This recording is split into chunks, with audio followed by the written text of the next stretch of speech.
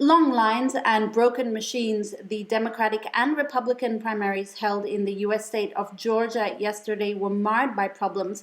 The website Politico notes that some people waited up to 6 hours to cast their vote, while many others simply gave up trying. One woman is quoted as saying the elections were a hot, flaming mess, while others say that problems occurred in predominantly African American areas.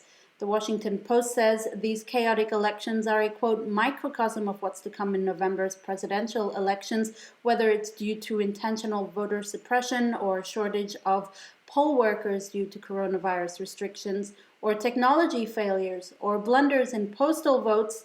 The U.S. could face, quote, election disaster come November. George Floyd was laid to rest in Houston yesterday, something that the French papers are looking at on their front pages. Thousands of people turned out to pay their respects, with Libération quoting one man as saying that Floyd's death will be a pain that will be difficult to heal.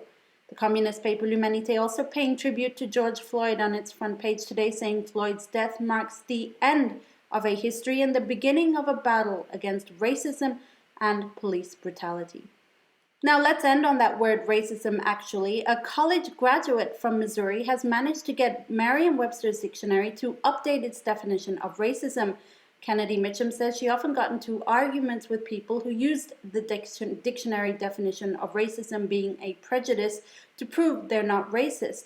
So she's emailed the editors, and the dictionary definition has now been updated to include the systemic oppression that often accompanies racism. You can read all about that in the New York Times today.